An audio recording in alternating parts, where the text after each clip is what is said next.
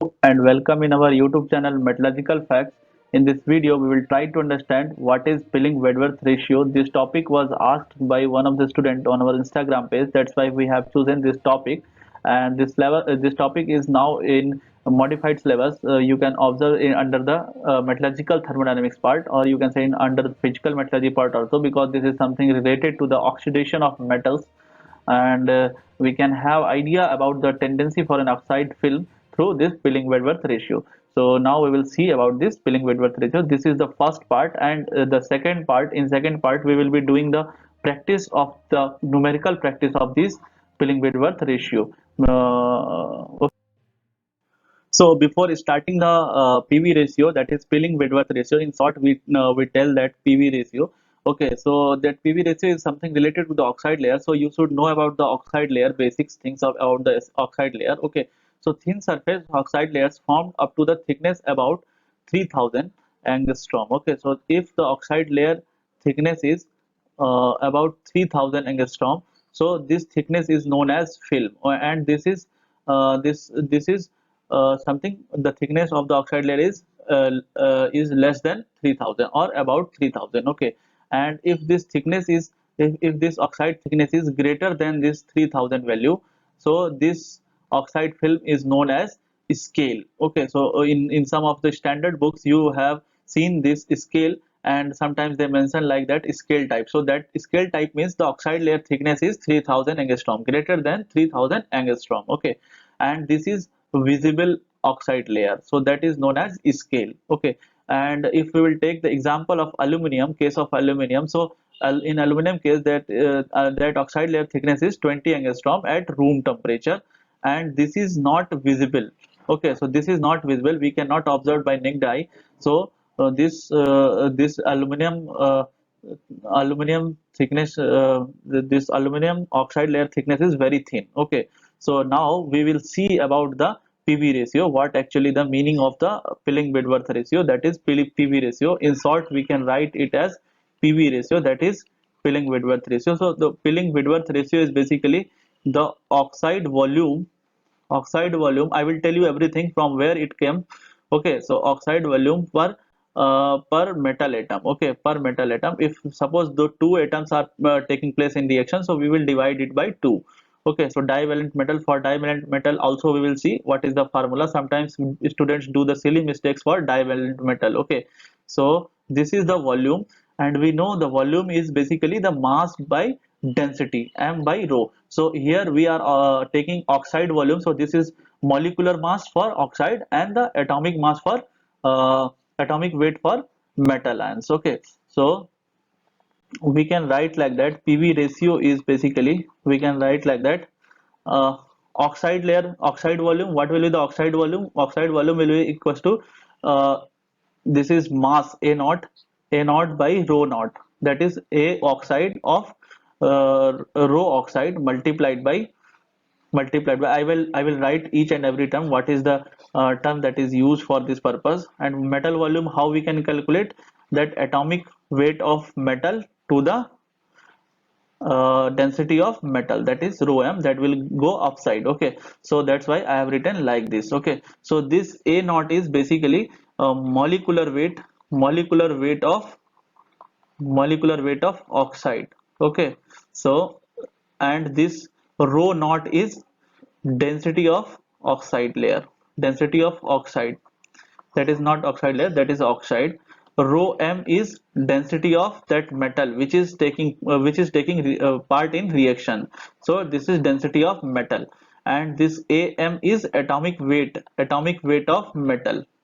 Okay, so in case of this oxide, we are taking molecular weight, because this is in oxide form, this is in compound form, and in this metal form we are taking this atomic weight. Okay, because this is in metallic form.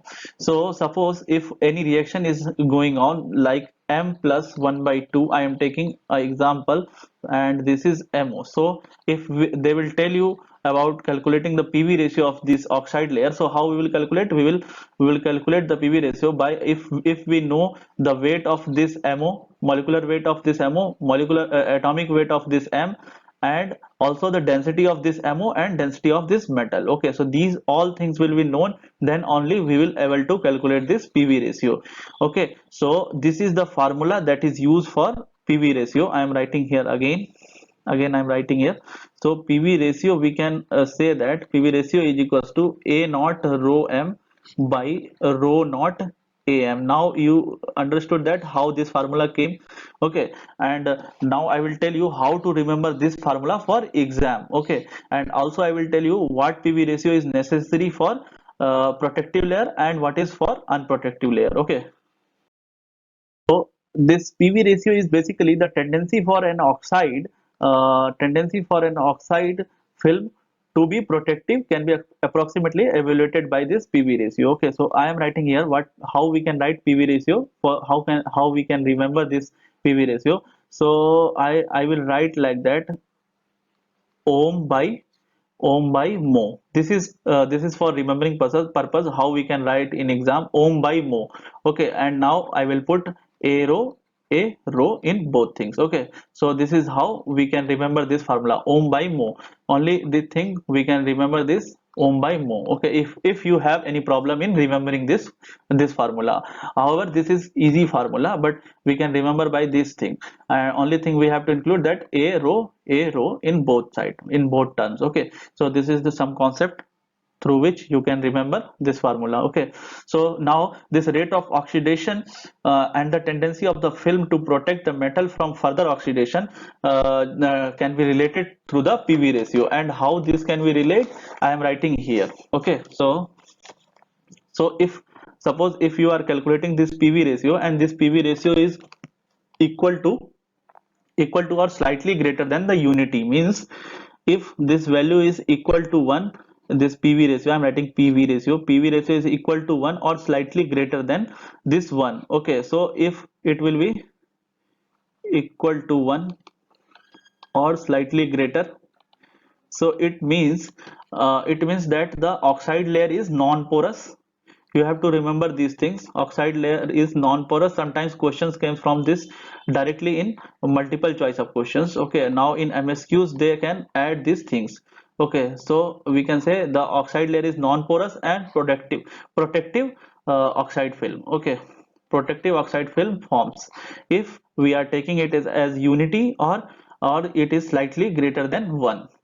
Okay, so the next thing is if PV ratio is greater than 2 or 3. If this value is greater than 2 or 3, 2 or 3, or means it, if this PV ratio is greater than 2 3 or up to 3 value, so what is this means? The meaning of this is that the volume of the oxide is greater than the that metal. Okay, so initially this oxide film will be protective for the surface, but as it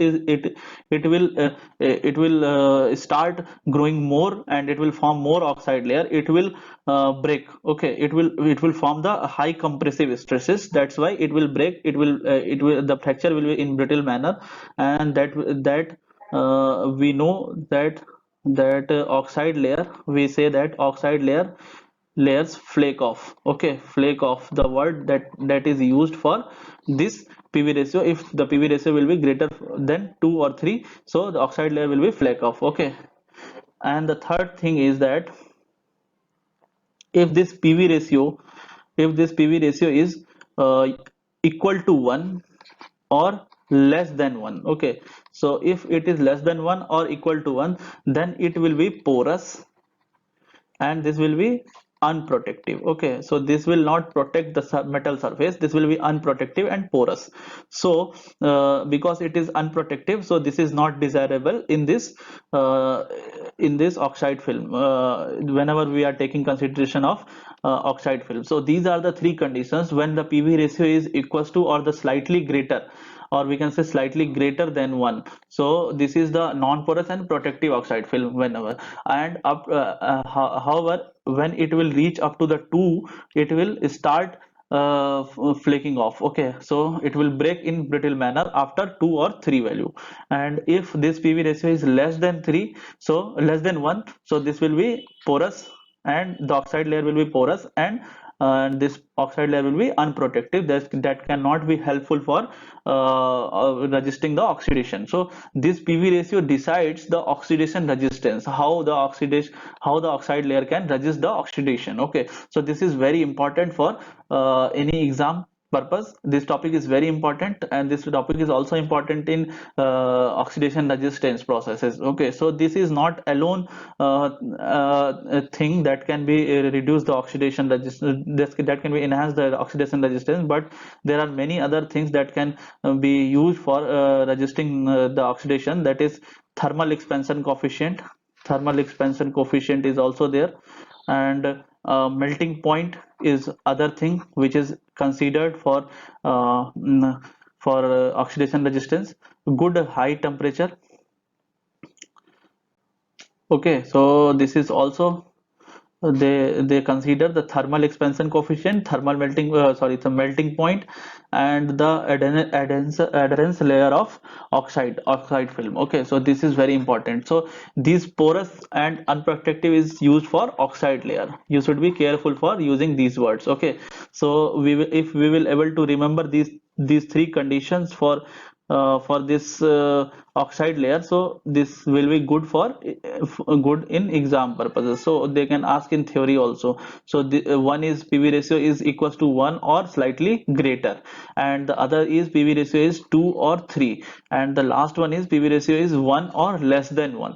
So the most desirable thing which is required for the oxide layer to be protective is if this PV ratio will be equals to 1. If the value will be 1, then this will be non-porous and protective oxide film for that metal.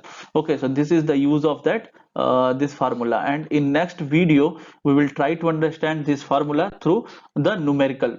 Okay, in numerical we will try to apply these things. Thank you guys for your attention. Hope you guys have learned something new in this video, and in next part we will try to understand this PV ratio through numerical problems, and we will also see what is the variation we can do for the divalent metals, how to use the metal oxide protective layer for divalent metals, and how we can vary this formula for divalent metals also. Okay, so subscribe our channel and press bell icon to get notifications. Thank you.